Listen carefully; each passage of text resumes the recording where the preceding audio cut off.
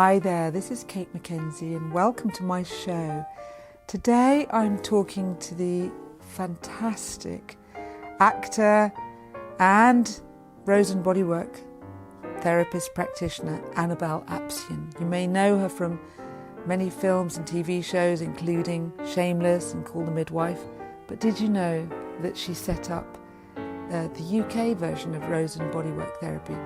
So she talks to us today about touching the inside, and how she came to Rosen through her portrayal in the drama of the Hillsborough disaster, how she came to be touched by the reality of what happens to real people in real situations, how that led her to go for a massage weekend which turned into Rosen, and how that journey deepened her life into this very soulful practice about touching in deeply into herself, into others, and knowing yourself on a very deep level.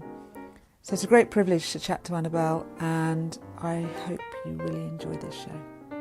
And I wanted to talk to you because what I noticed from watching some interviews with you is that it was your acting career that got you into doing Rosen. And what I thought I could maybe ask you about is, I know it was when you did the docudrama Hillsborough, and you played Jenny Hicks, whose two daughters were killed in the Hillsborough disaster. I don't know if you'd be happy to tell us about that and how that took you to Rosen method. Of course. I mean, that experience didn't take me to Rosen method.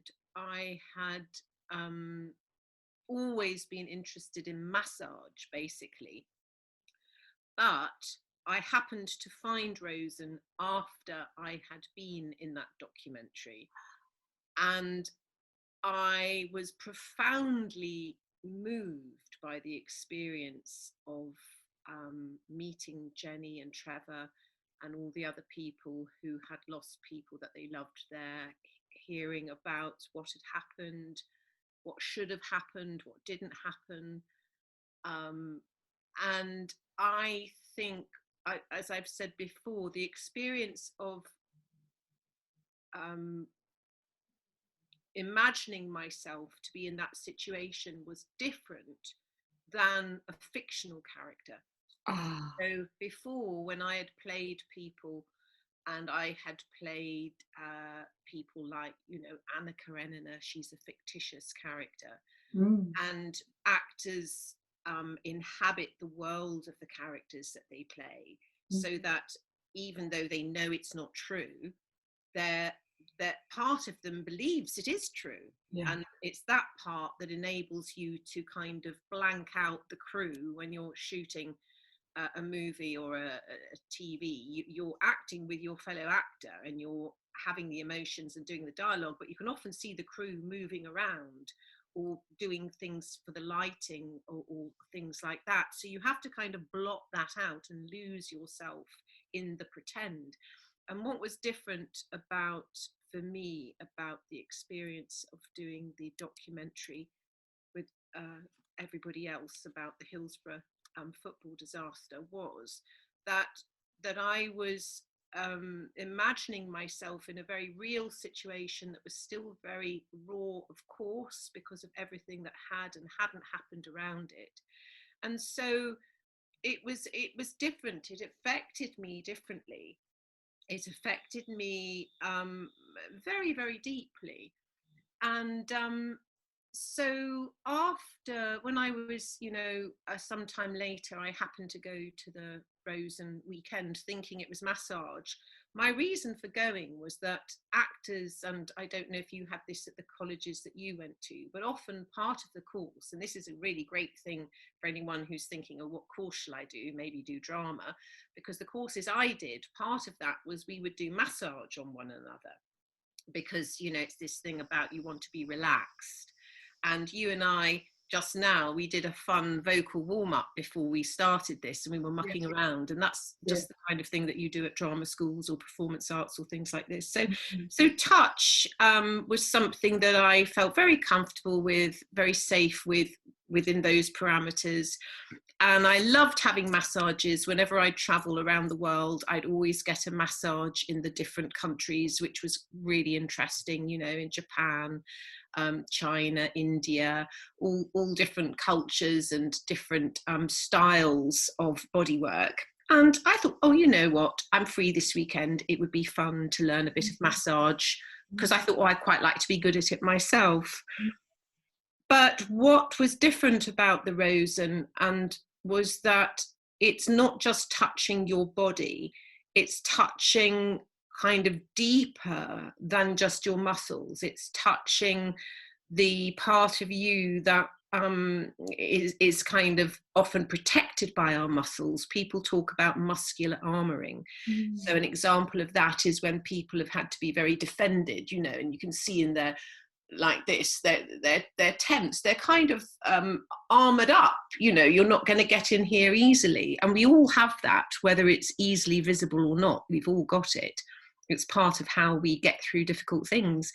And so what I found amazing was when I received this body work, and I wasn't expecting anything because I didn't know what it was. I thought it was just going to be a massage. So I wasn't at all expecting it. It completely took me by surprise. But it was like, as I've said before, the person found me, not just my tight muscles, but me, who I am. Somehow they were able to find that. And that I was so completely stunned by. I mean, I'd never met these people before. And I became fascinated. And in the workshop you get to do it a bit yourself. And I was amazed at what I could feel in another person who I didn't know when I was guided about the way that we work, what you can feel, what my touch can communicate. And, you know, we all, hopefully, most people have lucky enough to have hands or some part of themselves that they can use. You know, people are very adaptable. If you don't have hands, people get very sensitive and very good with other parts of their bodies. Or when you see my left foot, learning to paint with his foot. So whatever parts, you know, we can use, and with me it was the hands. Just, this is free. This is something we all have. This is a skill actually in us, we all have, but we're not encouraged with that. You know, we're taught not to touch. In fact, kids always used to get told off for touching, and now there's all that things. Even people feel guilty touching themselves. And so touch isn't something that we've really grown up with. But when you think of all the nerve endings in the hand, and from what we understand now, the benefits of safe, contactful touch, all the hormones that are released, all the different effects that happen to us with the brain connecting, touch is something that actually benefits us to give. It actually does us good to give touch as well as to receive. And it's free, you know, when you learn this. So I just thought, isn't this amazing? This is a skill that I never even knew we naturally have, but it is a skill. So learning how to use that touch, and then there's all other aspects to it. But I suppose why I thought it's very good for actors, and I think actors kind of take to this quite easily, is because actors often think about what it's like to be somebody else. And this is about what it's really like to be you. And I think the two is important for actors. It's obviously important. We want to know what it's like to be somebody else. And that's one of the reasons actors love to act, because you're curious about life. You want to know, what is it like to be that person, or live in that age, or in that experience, or I want to share that person's experience so more people can know what it's like if you have that life, if you have that experience. So that's wonderful. And then it's nice, you know, we have the ritual in the theatre of the audience clap, and that like breaks the spell. The actors go back, they take off their makeup, their costumes, they get ready, they might go and have a drink or go and do something. And it's kind of like debriefing, you know, the police when they've been through incidents. Now, luckily, thank God, they will have debriefing, or people who've been through traumatic events. We understand more about that than we used to. And so I think in the same way, you know, you might think it's easy to come back into yourself, but I think sometimes it is harder for people, and I think that's one of the things maybe in society we see people seeking or searching is themselves. They've somehow lost touch with parts of themselves. You know, why does this happen? How does it happen? And they're searching. And then just to rest in yourself, to feel really easy in yourself. You don't need to escape or avoid yourself or, you know, hide yourself. You're comfortable with yourself. And I think that's a nice kind of balance for us all, feeling comfortable in ourselves and then having interest to go out and what is it like to be somebody else? What would I find out? What would I learn that I myself don't know, but I'm interested to find out? Beautiful. And what I really notice about the way you express yourself and the way you talk about Rosen is the gentleness, and how that gentleness is that process, as you were saying, of the de-armoring, of allowing people to be with places that have defended or got harder for very good reasons often. Like you said, you know, to hold themselves together or to please or to shoulder or to have, you know, shoulding muscles, pleasing muscles. And I love the way in Rosen you read a person, and you with great compassion, you know, with great tenderness say, of course you pulled your hips in to be a good person, a good little child. Of course your shoulders are tight because you had to take on so much. Of course you stopped reaching. I love the way Rosen names like the arms are reaching muscles. So of course when little people kept reaching, and then parents or caregivers understandably said, go away, I'm too busy, go and do something by yourself, people often pulled back and stopped reaching out. And what I've noticed about, obviously I've been on Rosen, which I absolutely adore, but also I've watched your videos, is the way you explained how Rosen meets people so gently so that they can safely open, safely connect with their trauma or their armoring or their hardness. It's this whole thing which you expressed so beautifully about this safety to come to you. I wondered if you would happy to speak about that gentleness, that safety, about vulnerability, that kind of thing. Sure. I think when you go and see a Rosen practitioner, and lots of people don't come on the courses, you know, they want to go and have a session, but I think it's quite a good idea to come on a course because it gives you a frame. Like I'm saying, I knew nothing about it, and when you're in a group with other people, you see the changes in other people, and often we can see the changes in other people more easily than we can see our own changes, and we mirror things. You know, you'll recognize things in people and they'll recognize things in you.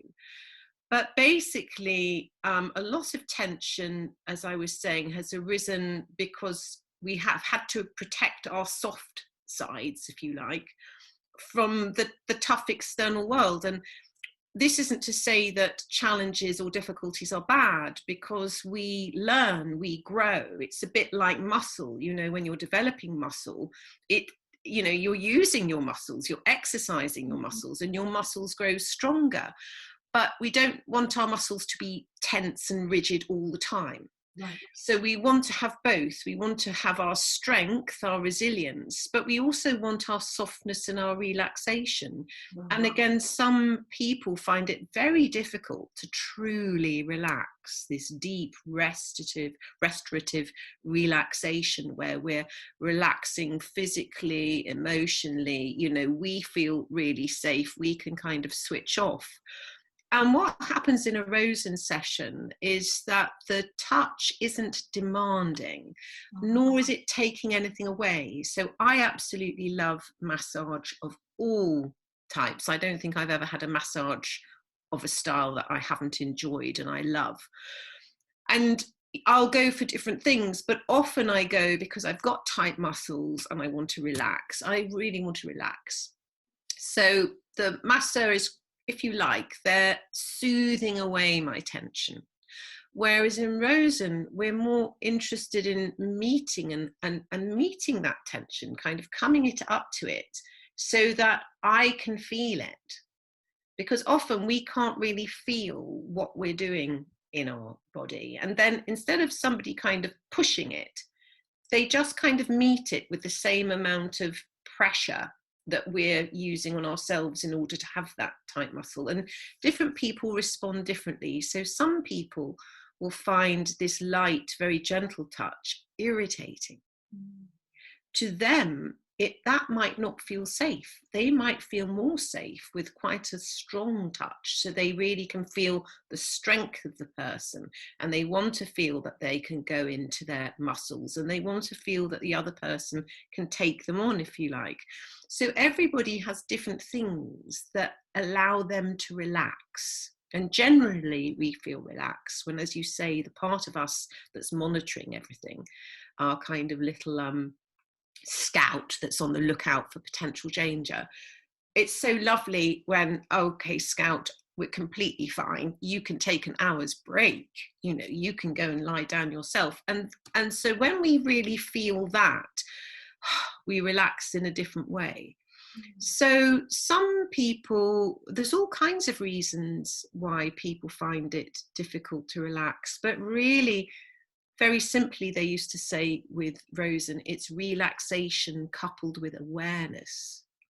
So you relax, but you have insights, you have awareness. It's not going to sleep relaxation. It's actually heightened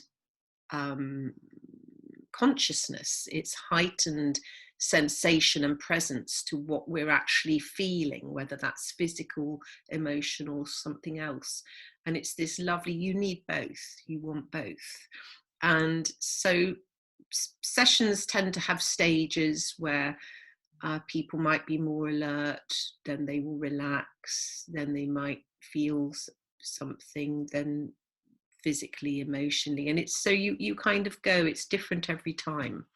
And people, sometimes people just, they're so busy that they, just to come back to who you are, to have somebody, it sounds a silly thing, of course I know who I am, but sometimes we're so caught up in what we've got to do and the roles we have, we don't know who we are without all our roles, without our to-do lists, without all our relationships. Well, who am I? What's there? And just to find this kind of simple place, it can often be very refreshing. Often people kind of have forgotten their fun side, or their whatever side it is. You know, it's just the parts of us that are actually very valuable, but perhaps we've forgotten about them. So it's helping people to bring out more of what's in them, that's nourishing, that's pleasurable, that's life-giving, that's affirming, that's important. And what was so lovely was was I saw you talking about breathing, and it's marvelous to practice breathing and to open to breathing, but the idea in Rosen might be that your diaphragm might relax so much that you're not concentrating on breathing. There's a different allowing with breathing. I don't know if you want to say anything about that. Just Marion, who founded the work, she noticed that when people's diaphragms relax, and she was a physiotherapist, so she had a very good anatomical sense of being able to go in and find things. I mean, much more so than me. But when that part of you, as she described it, relaxes, and it's the muscle involved in breathing, people often experience a state of surrender, peace, acceptance, which is really beautiful. And it's not a feeling that we generally have. And again, when you're having a Rosen session, you're lying on a table. And generally when that happens is when you're lying on your back in the session and the practitioner has their hands around your rib cage, or sometimes it happens spontaneously. But there's obviously the room then for your ribs to really expand, whereas when we're going around or when we're in a tight posture, your diaphragm can't relax. But when you're relaxed, and it gives you a different sensation of yourself, a different experience of your own aliveness, which, as I say, people often call it a feeling of surrender and trust. and it's a beautiful feeling. So we're not going fishing for that, if you like. We're going to find whatever turns up. You know, we're going to be with whatever's there. It will be there. But when people do have that feeling, it's very profound. It's like a profound sense of yourself at peace, which once you've experienced it, you know that's there. You know that's in you. You know you have that. You have the capacity for that. And that just that little experience can be kind of quite transformational for many people. So, as I say, it's more just to see what's there, and that's the fun thing, that we're all so unique. You know, this is the wonderful paradox, isn't it? We're all the same and we're all unique. And so every time you have the experience, there's something fresh. It's never old hat, because we're being changed by life all the time, you know, every second. And as we know, all our cells are changing and life is shaping us, and we're discovering things all the time. So every time we go, something different comes up. So it's beautiful to learn this method, because it's endlessly fascinating and endlessly creative. And it's extraordinary too, because the creator, Marion Rosen, came out of such a harsh environment, coming out of, you know, Nazi Germany, and experiencing the discrimination that she wasn't allowed to sing in the Lutheran church because she'd been born Jewish, even though her parents or her mother adopted Christianity. She experienced being ostracized. She couldn't marry her boyfriend because he was a Gentile.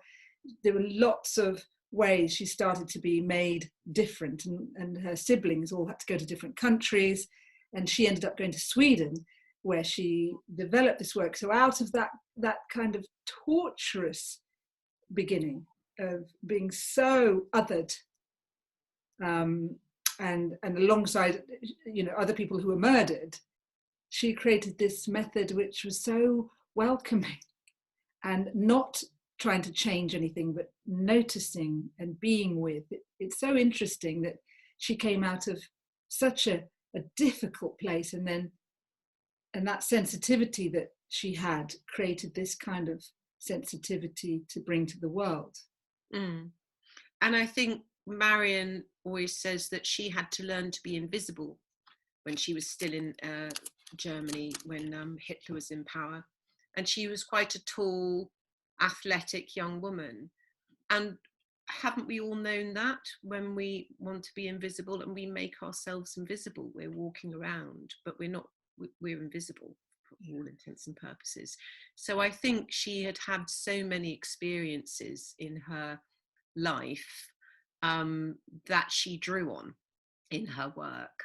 And she had her early training in Germany before Hitler came to power, working with this avant-garde group of psychoanalysts and breath work and massage. So she'd had that, and then she had to learn to observe.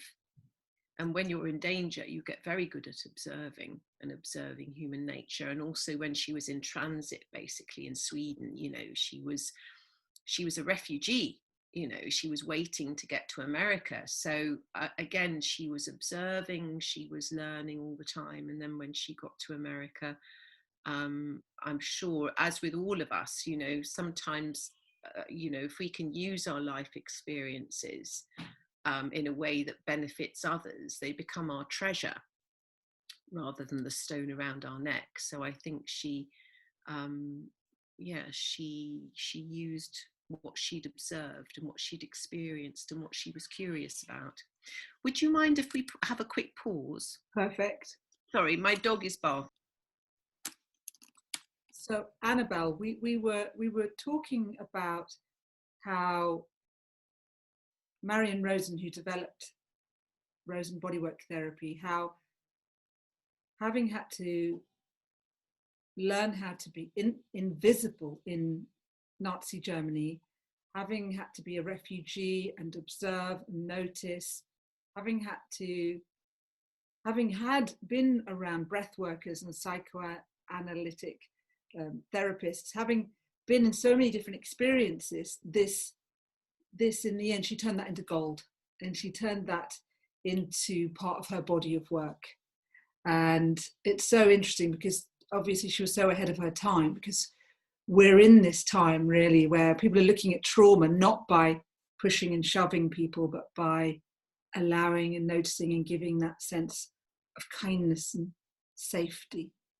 And I just wondered if you'd speak to that a little bit. Yes, I think kindness. I think to experience kindness, I think when I think about people who have influenced me, it's the people that have been kind to me that I still carry that gift with me. And I think I often think of Rosen as kind touch, even if it's firm. Sometimes it can be firm and going in, but it feels kind, as do a lot of body work. So I wouldn't claim that, but I think there is a quality to feeling that kindness that has an impact in us. I think we're designed to be kind. I mean, we're designed to survive, but we're also designed to be kind to one another. Receiving kindness, oh my goodness, when you have that feeling, it fills you up. So when we're kind of being kind to one another, we're touching one another kindly, we're receiving the kindness, I think it has a very potent effect on us that is very strong. So it's gentle, but it has a very powerful, potent effect. And I think what you're talking about is, I suppose it's a mindset shift, isn't it? I remember I have had some kinds of body work where they would hurt you to release your tension. They would, and in a way it felt good at the time because you had an experience and your body releases the endorphins, from the pain, but it never lasted. But the gentleness, when I've had like these beautiful, deep, gentle, but strong, that impact stays with me a lot longer. It's almost like we can benefit from the nourishment of that in a way when it's less kind of intense, but it's more I don't know what the word is, flowing or something like this. It stays in. So I definitely believe in gentleness. And I mean, in the old days, they would tell kids off, wouldn't they? They would spank them to teach them things. And now, people are being educated more to explain, rather than punish. And I think this is often what we're doing, is we're listening to the body. Why are you tightening here? Why is this hurting? Rather than fixing it or changing it or saying it should be different. You shouldn't be tense there. Why don't you relax there? I'm going to get in, It's more like this curiosity, this love. Oh, you've had to feel, oh, I can really feel that. Oh gosh, yes, and it's a different experience. So I do think that kindness isn't necessarily for wimps. Maybe it's the true warriors that dare to be kind. Well, perhaps yes, absolutely. And perhaps it's somewhere where all of us at the same time, although Marion obviously did this early on, we are learning how to invite, because we came from a fix-it culture. In my experience, there was a culture of we must just do, and then we'll get it done. And so to be invited into kindness can be quite radical in a way. Well, Marion was a physiotherapist. So when she was in Sweden waiting to go to America, she trained as a physiotherapist. And so she spent most of her life fixing people, exactly that. But she became fascinated because she wasn't doing Rosen method. She wasn't doing her own method that she developed. She was working as a physio. But she became really curious about, why is it that some people don't seem to recover and others do? Or why is it that people recover, but they keep coming back with something else? So because she'd had all this other training, she was interested, and she started to ask people, maybe when backache had started, what's been going on at home, very simply. And people might say, and they obviously felt safe with her to say, actually,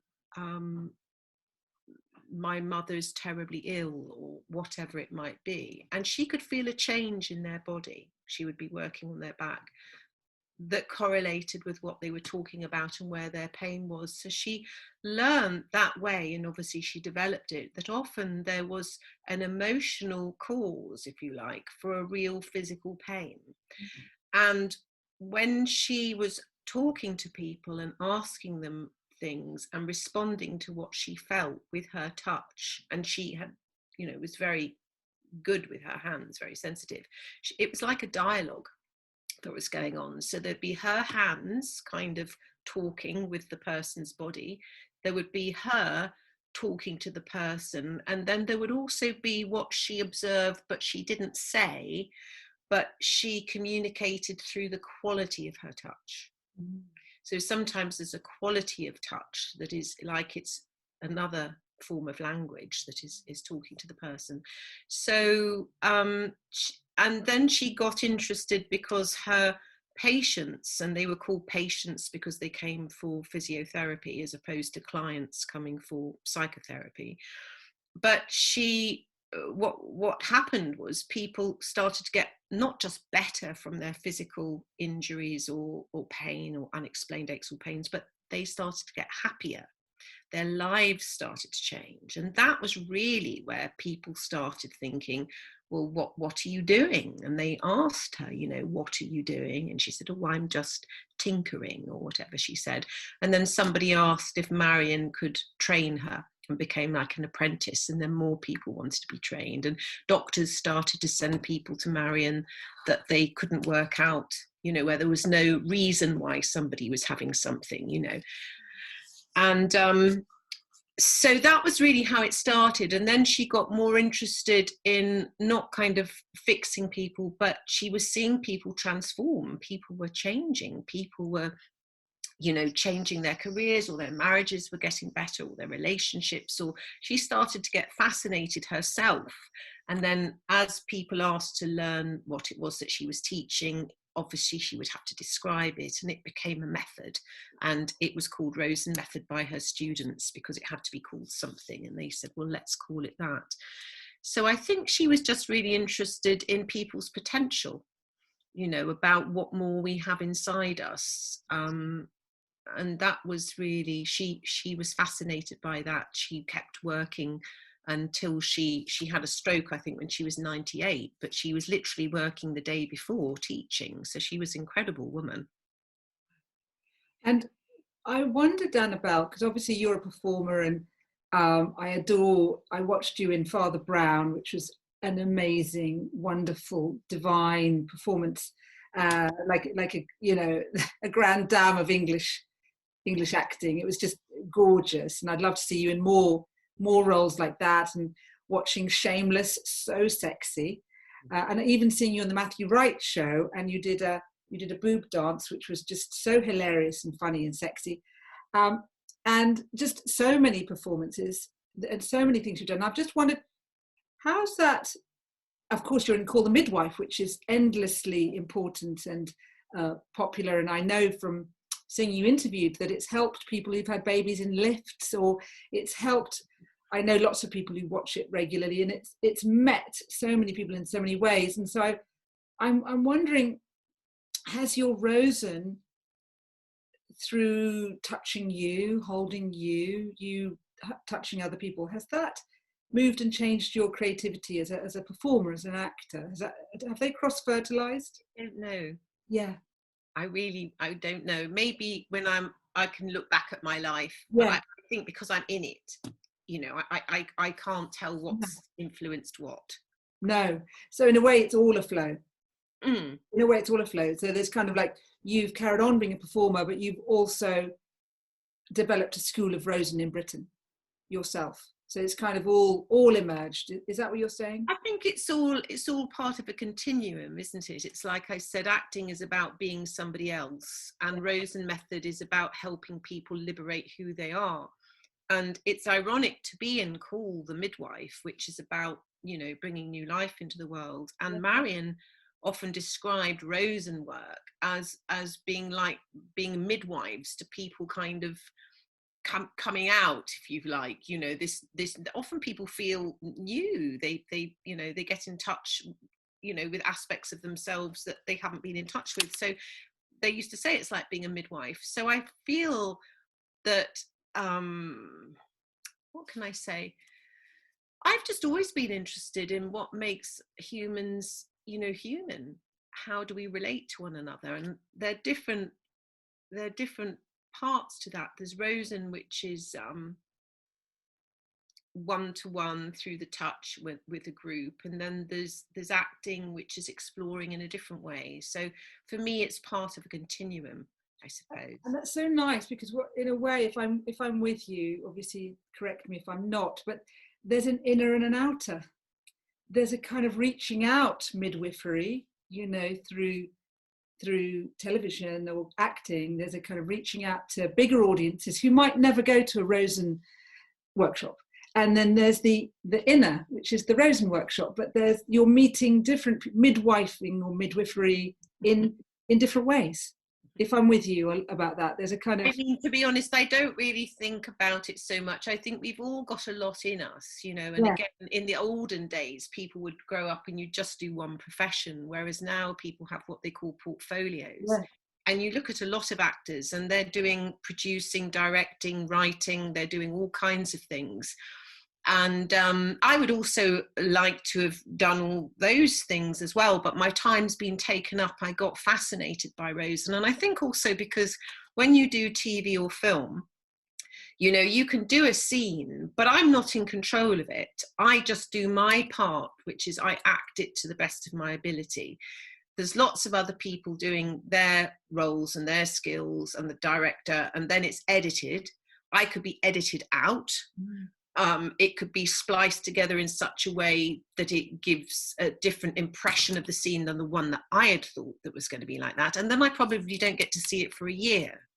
Whereas with Rosen, you see the results, if you like, literally immediately. It's so satisfying.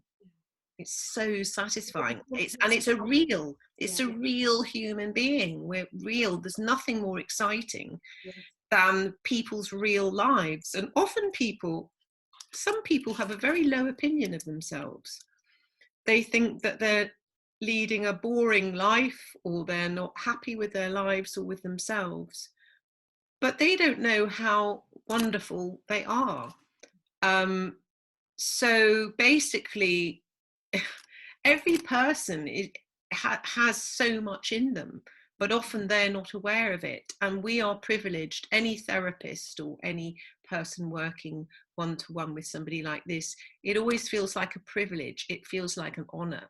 And that is where it is similar, I suppose, to midwifery. Not that I've done midwifery. I don't know what it's like, but it's this privilege. And I think that's what practitioners and neurotherapists feel. Isn't it a privilege when people trust you? It's such a privilege. I feel that. I feel I never take it for granted. And I also think that when people come to you, why should they trust you? They don't know anything about you. So we have to prove that we are trustworthy.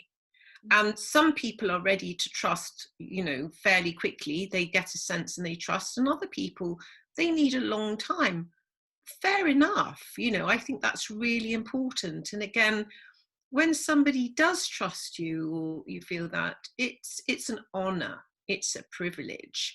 And I think that, as I say, I just appreciate it. It enriches my life so much. I learn so much by all my clients, all my students. I think it's lifelong learning, because we're learning about, you know, the human condition, the human being. And so I just think, and then acting I love, because you can really be transported into other realms. You know, you can really surprise yourself. And I always loved history, psychology, philosophy.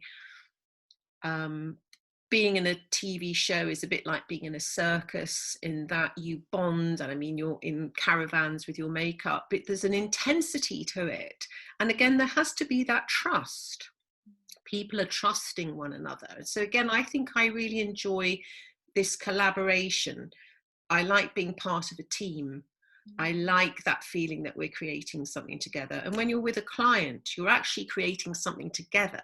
It's not me doing something to the client. We are entering this together and we are finding it together. It's equal. It's an equal relationship. And I think the best productions, TV productions, are where everybody's an equal and you all feel like you're collaborating. A cake comes out at the end of it, but you've all put your ingredients in. You can't tell that's that, that's that, that's that. You just get the cake, but it's a lovely feeling. So I think that's where I'm happy. And there's more things I'd like to do, you know, but... what would you like to do? You don't have to say anything. If there's anything you'd like to say. Lots of different things. What's coming across, which is so lovely, Annabelle, is the sense of equality and accessibility and joining together and oneness, like village, like, you know, that sense of villages when you're in the TV show, whether you're in the Rosen community, and the joy, you know, when you're expressing yourself, there's so much joy about this sense of collaboration and community, and that's what everyone wants. I'm sure it is. And I know from talking to you that you're passionate about accessibility, and you've been passionate about these different movements that have been happening about integration and diversity, and I know you're passionate about us as a human race recognizing each other and being inclusive. And I think there's something about what you're saying about Rosen including all the parts, whether they don't want to come out yet or not, and the acting being all the parts. You don't know, you have to surrender. You do not know what your part's going to look at when the TV show comes out. But there's something about all the parts and all the parts coming together. Mm. Yeah, I think so. I think it's lovely to feel a part of something that's bigger than us. Yeah. And that is of good. Yeah. And what I wondered, Annabelle, if you felt okay to, again, only if you feel okay to, but on your lovely embodiment conference, you just did a little taster, and I don't know if you'd be willing, you don't have to, obviously, do a little moment of, you did something about connecting with the body and maybe the hand, but if there's a small moment of doing something that takes people into that sense of Rosen, if that makes any sense to you. To be completely honest, because I've been leading some groups, already doing too much. Yeah, that's fine. I kind of feel I would like to invite. We run courses. We run online courses, and I think because of the time that we've got, yes, that I would just say, you know, if people are interested to come to sign up because we've got online courses now. And, you know, I don't feel I could offer anything right this second. Fine. Yeah. Fine. That's totally fine. That makes sense. So, yes, so if people want to, they can explore at rosenmethod.co.uk. They can look at courses online, and yeah, we've got something online coming up in January, and we would like to do that with people, but I think it would take too long for the time that we've got now, and then it would just be like anything else. Do you know what I mean? When you do something, everything feels very similar. Exactly. You know? And I know, just to bring this to a gentle close, but I know you do Rosen dance, which I know is marvellous as well. So people can join in different ways, can't they? They can join in with dance. Yeah, it's called Rosen Method Movement. And how that came about was that Marion had a lot of clients, you know, that were older, and she helped them with their aches and pains and their injuries. And a lot of them said to her, is there any way we can prevent these injuries and aches and pains from developing in the first place? So she basically took a lot of movements that people would recognize actually now from Pilates, from physiotherapy, from dance. But she put it together in her way, again, based on her way of seeing people, understanding the body, understanding the emotions. And people would come to these movement classes. And it's designed to lubricate the joints, to do gentle stretching. But people also found it was a bit like the way that you were moving was opening those parts of you inside, almost in a similar way to the body work, in terms of that people felt differently. So again, it's fun. I mean, lots of people love it more than the body work. I never liked it. I didn't like it at all, I have to admit. I loathed it for many, many years. And now I love it. You know, I think it depends on, you know, what's going on in your life and what you're open to. And I don't think I could really slow down in myself enough, or I don't think I could allow the movement and the music into me in the way that I can now. Other people come to it straight away. So it's fun to try. And yes, there's lots of classes internationally now online because of COVID, which has been great fun. I went to one last night organised by in Russia, and America, all over the place. So you're right, that's a very nice, accessible way to have a little taste. Lovely. So thank you, Annabelle. Thank you for taking. Thank you, Kate. It's a very loving method, isn't it? It's a very loving method, and if we were thinking of love as a verb, there's something about it that explains love in a way. The action of being with someone in such a way which is gentle and not forcing. I think what you people feel, I hope, is the unconditional positive regard for your essence. Yeah. For your essence. It's like, yes. Yeah, you're welcome. You're welcome. Yeah. And again, I think there's all different ways that people convey that. And but I think it is, I mean, my personal philosophy is that we all want to love and be loved.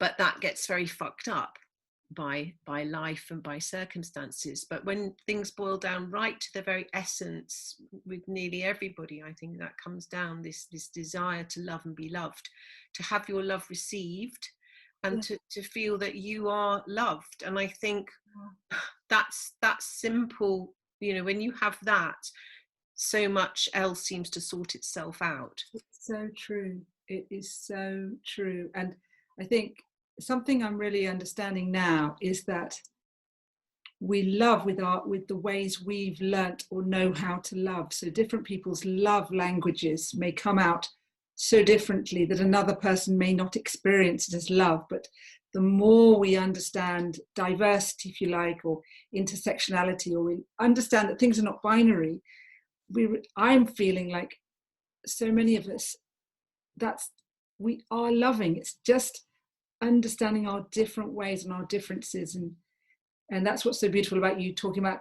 One thing maybe I can say as we're ending is something, and I've been on Rosen workshops which are amazing. They have these group check-ins, which somehow are led as if the group is one. So one person shares, and then another, and it's as if it's one session with one body, and the whole it seems to me the whole group is moved as if it's one, and yet people will have said different things, and there could be tears, there could be anger, there could be peace, there could be, and yet it's like the bubbling and unfurling of oneness. And I think that's what's so beautiful is in something like Rosen, that sense of community, that we are all connected, even and especially if we emit it in very different ways, there's a link with everybody. I think also when people, often when we talk, we put cushions around our words. You know, we try and explain or justify or qualify or excuse or conceal if we're not sure about it. And when you take away the cushions, when you're just authentic and really sharing from what you really feel is true, people want to listen. It's absolutely riveting, because whenever you hear the truth, it's like a chime that we all feel. You know, we feel the truth of something, and that again is life-giving, even if it's something very difficult and painful. Somebody being truthful, somebody being authentic, you know. And again, it sounds simple, but so often that isn't really how we've learnt to be, for many reasons. And just coming back and just the simple truth. And again, I always think that the really sad thing for me, one of the very sad things to do with Germany, with the rise of Hitler, was that so many people just didn't do anything for a long time. And they were afraid. They were afraid to say that's not okay. In effect, I'm making it very now. But I often think so often people stay silent.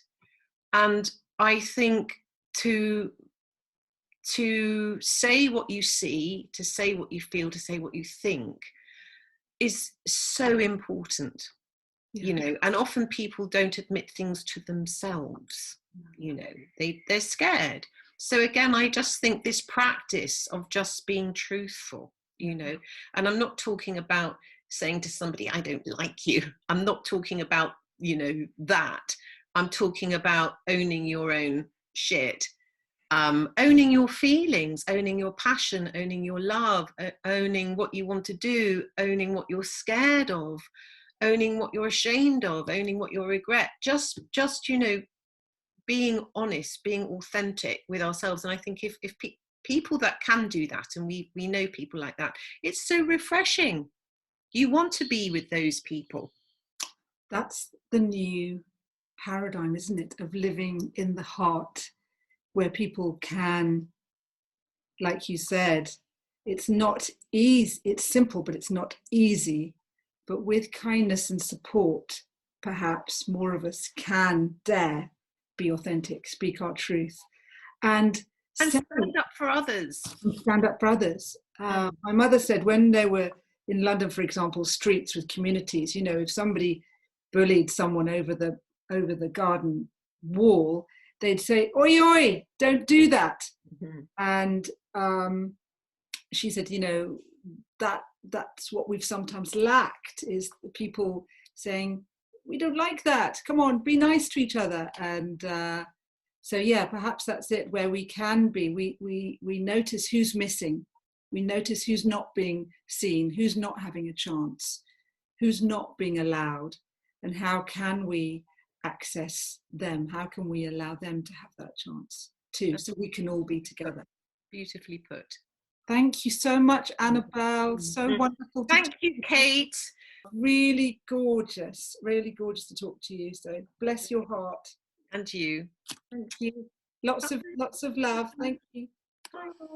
So that was Annabelle Apsion, star of stage and screen, and someone that you may know from Call the Midwife, Shameless, and the many films and shows that she's been in. But also now you may have a sense of this healing work that she does, the Rosen bodywork therapy, and how profound it is to be touched by another person, to allow yourself to be touched, and how all these frozen places in us can be known, can come into contact, have the potential of softening, and how we can soften in contact with another. Perhaps that's love. So I hope you enjoyed today. I certainly did. Found it very touching.